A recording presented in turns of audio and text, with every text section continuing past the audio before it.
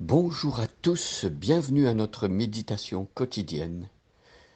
Aujourd'hui, en ce début de semaine, nous allons terminer notre série de méditations dans le psaume 63, le roi David et son expérience personnelle, son vécu nous a accompagnés depuis quelques semaines.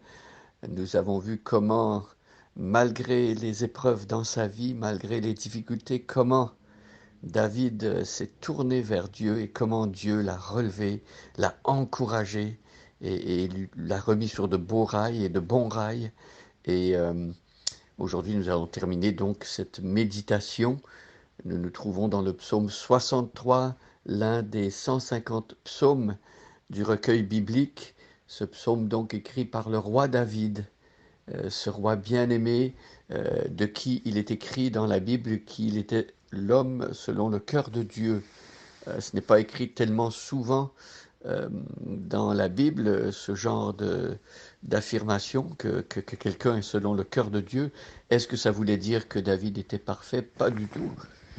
Nous voyons dans l'Ancien Testament que David a péché, même lourdement, gravement. Pourquoi était-il selon le cœur de Dieu? C'est parce qu'il avait une vision correcte de Dieu. Et le fait qu'il connaissait Dieu, il aimait Dieu, l'a amené aussi à, à avoir l'attitude qu'il fallait devant Dieu, une attitude d'humilité. David était prompt à se repentir et David surtout avait beaucoup de joie à louer son Seigneur qu'il aimait, qu'il suivait avec tant d'ardeur. Nous ne sommes pas parfaits. Aucun personnage biblique est parfait en fait. Il y a seulement Jésus-Christ qui est le cœur de la révélation, ce vers quoi tout converge. Lui, il est parfait. Et tous les autres êtres humains sont des personnes pécheresses et ont besoin justement de Jésus-Christ. Ni Abraham, ni Noé, ni David, ni aucun autre personnage biblique n'a pu se sauver soi-même, lui-même. C'est Jésus-Christ qui est le seul sauveur. Donc aujourd'hui, nous regardons le psaume 63, je le lis en entier et nous allons nous arrêter sur le verset 11. Psaume de David lorsqu'il était dans le désert de Juda. Ô Dieu, tu es mon Dieu, je te cherche. Mon âme a soif de toi, mon corps soupire après toi, dans une terre aride, desséchée, sans eau. Ainsi je te contemple dans le sanctuaire, pour voir ta puissance et ta gloire. Car ta bonté vaut mieux que la vie, mes lèvres célèbrent tes louanges. Je te bénirai donc toute ma vie, j'élèverai mes mains en ton nom. Mon âme sera rassasiée comme de mes gras et succulents, et avec des cris de joie sur les lèvres, ma bouche te célébrera. Lorsque je pense à toi sur ma couche, je médite sur toi pendant l'éveil de la nuit, car tu es mon secours, et je suis dans l'allégresse à l'ombre de tes ailes. Mon âme est attachée à toi, ta droite me soutient. Mais ceux qui cherchent à m'ôter la vie, iront dans les profondeurs de la terre. Ils seront livrés au glaive, ils seront la proie des chacals. Et le roi se réjouira en Dieu. Quiconque jure par lui s'en glorifiera, car la bouche des menteurs sera fermée. Voilà pour la lecture du psaume 63. J'ai lu dans la version Louis II. Revenons un instant sur le verset 10. Ils seront livrés au glaive, ils seront la proie des chacals. Or David a la conviction que Dieu ne laissera pas ceux qui en veulent à sa vie injustement, que Dieu ne les laissera pas impunis. David connaît Dieu, David sait que Dieu est juste, et David sait que Dieu va intervenir aussi en sa faveur. Voilà pourquoi il veut affirmer avec assurance que Dieu va faire quelque chose. Dieu va intervenir. Eh bien, nous pouvons être sûrs, nous aussi, que si nous appartenons à Dieu, Dieu va intervenir en notre faveur. De quelle manière, nous ne savons pas.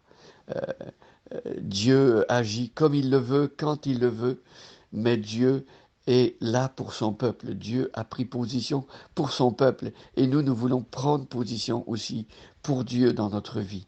Dieu prend soin de ses enfants. C'est lui qui est à l'initiative et c'est lui qui nous préserve. Il est notre sécurité. Et donc ici, ceux qui ont voulu injustement accabler et tuer David, Dieu va s'en occuper. Nous pouvons prier que Dieu prenne soin de tous ceux qui nous en veulent.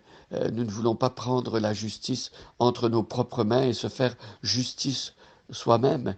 Nous voulons laisser Dieu faire cela. Verset 1. Et le roi se réjouira en Dieu. Alors le roi ici, c'est David.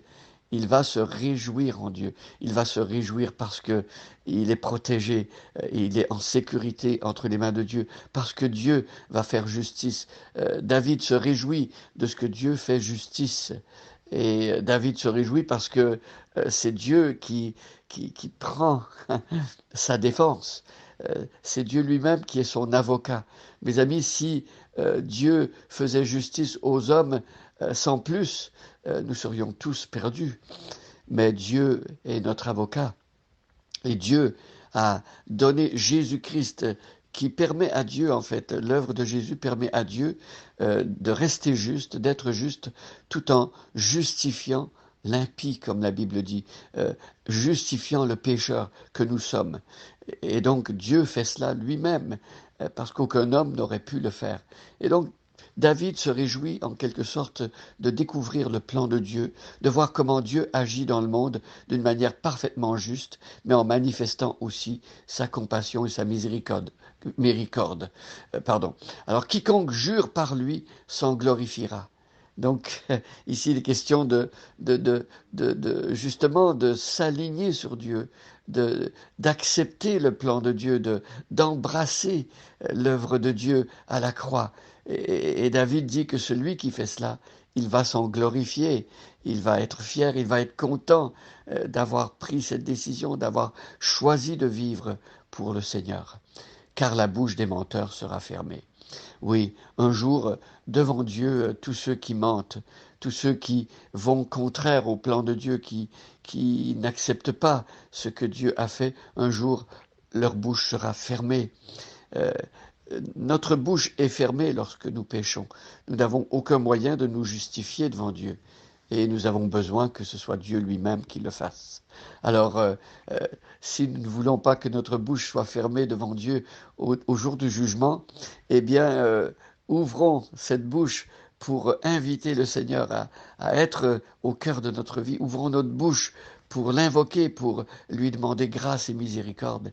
Et ainsi donc, en ouvrant la bouche aujourd'hui, ici et maintenant, notre bouche ne sera plus fermée le jour où nous serons devant lui.